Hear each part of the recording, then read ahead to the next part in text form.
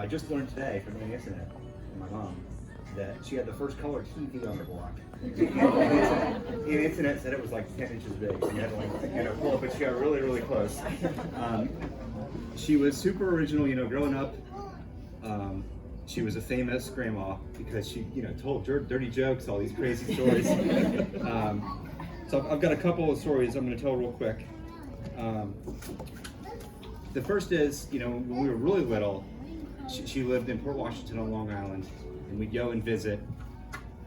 And in those days, it was before the era of TSA security, and you could go right to the gate, which is a more cinematic way to greet someone off the airport than having to wait for them to come in.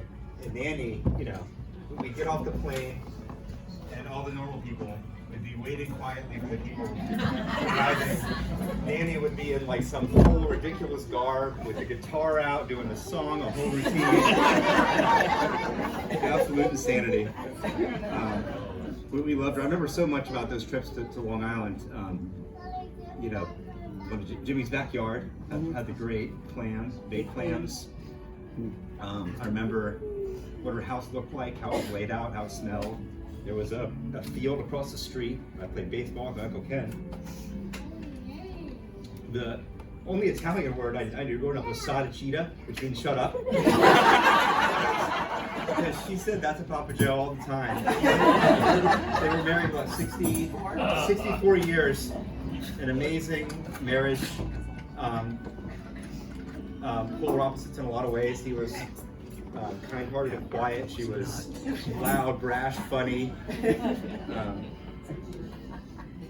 I remember growing up, Andy and I, we'd watch, she loved action movies, watched like the whole canon of Steven Seagal with Nanie. We'd go over to her house. A funny story my mom was asking me to tell, that she taught me and my best friend growing up, Davey Walters, how to play poker. And we played poker one night, played poker all night, and then Davey went to church the next day and was teaching all the kids how to play poker at church. And this was getting kicked out of the whole thing because of Nanie. And then one final one, and this is an iconic story of my brother. Andy had a big party with a bunch of his friends. I think father or two, Mike Kierstead, of one of the culprits. Mike was one of the ones there, his son Matt. And they drank, woke up the next morning, the house looked like a tornado. Bottles of liquor, beer cans everywhere. Andy walked in, Andy wasn't even there. He had to go to work at the Mound in the morning. So all his friends, empty beer bottles everywhere. Nanie was utterly horrified at this scene. Andy's not even there, and she called my mom and said, completely astonished, Andy had a beer party and should be punished severely. I don't know if he was punished or not, but so anyway, Nanie was a true original. I think everyone in the room will miss her. I certainly will. So thanks for everyone for coming.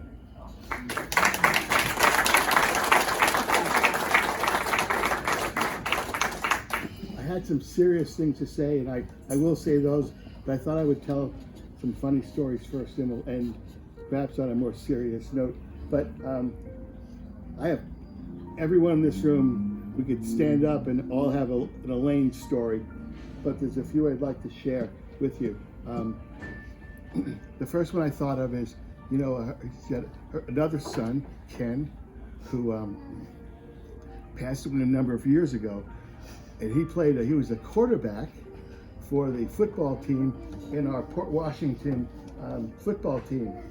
And what would your mother do? She'd run up and down the field. I mean, they thought she was crazy. This crazy woman would try to outrun the quarterback and Ken, he never mentioned it to me, but I doubt he wanted her to be at his game.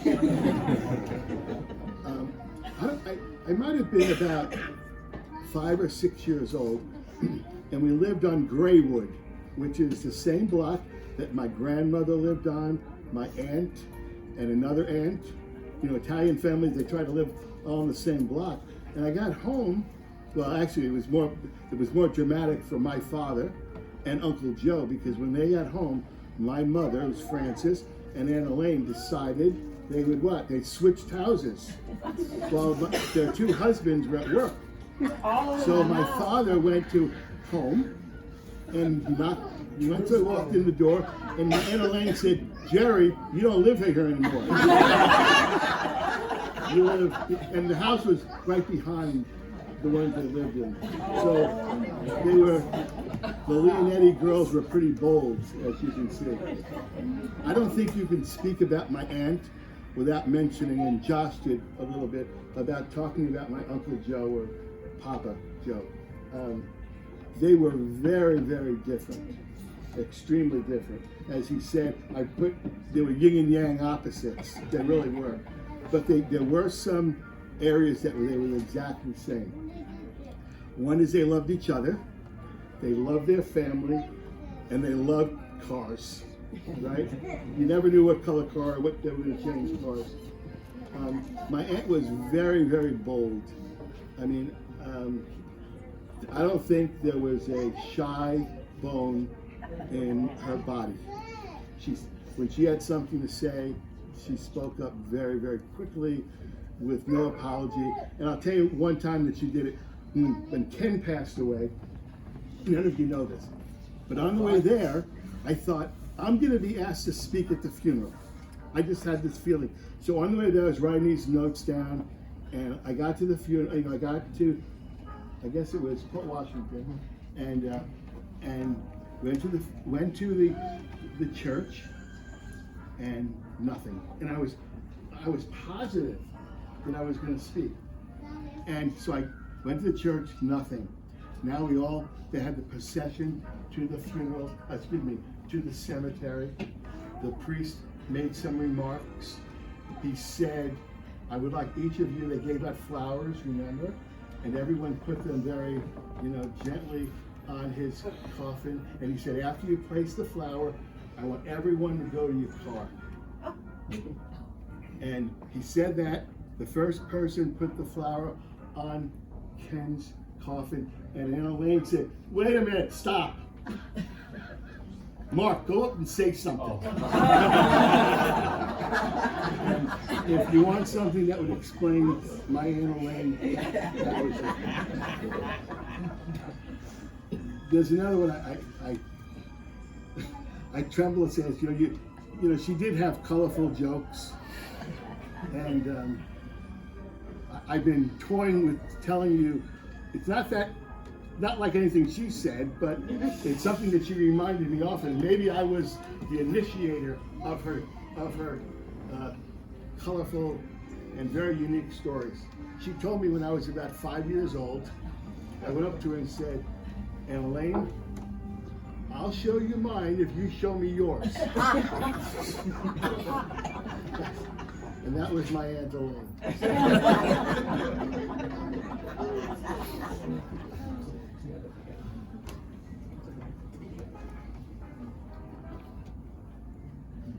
Just want to pause for a minute, okay? Because he was sitting there. she used to bribe kids with candy too, by the way. I'd just like to share a few thoughts before we conclude. There's a poem that was written by a Henry Van Dyke that I really like. Can everyone hear me? Okay? Okay, good. In a beautiful blue lagoon on a clear day, a fine sailing ship spreads its brilliant canvas in the fresh morning breeze and sails out to the open sea. We watch her glide magnificently through the deep blue and gradually see her grow smaller and smaller until she nears the horizon. Finally, where the sea and the sky meet, she slips away silently from sight, and someone near me says, there she is gone. Gone where? Gone from sight, that is all. She is still as large in mast and hull and sail, still just as able to bear her load. And we can be sure, just as we say, there she is gone, another says, here she comes. On behalf of the entire Wrangler family, we're really appreciative of all of you being here to celebrate the life of Elaine Dorothy Ranga. I didn't know her middle name was Dorothy until a few days ago. The family is extremely grateful, not only for you being here, but for your friendship throughout the many years that my aunt and uncle lived in Ohio. We all can find peace and comfort in the lifetime of memories and the legacy that Elaine Ranga has given each of us. We can be proud of the good woman that she was. Last week, God called her home and she bid farewell to the world, slipping gently and peacefully away. Her spirit has gone home to the God that gave each of us life. To her beloved family and friends, my aunt would comfort each of you. Be of good cheer, we will be together again. Said the Savior, peace I give unto you, my peace I give unto you, not as the world giveth unto you. Let your hearts not be troubled, neither be afraid. I go to prepare a place for you, that where I am, you may also be. In conclusion,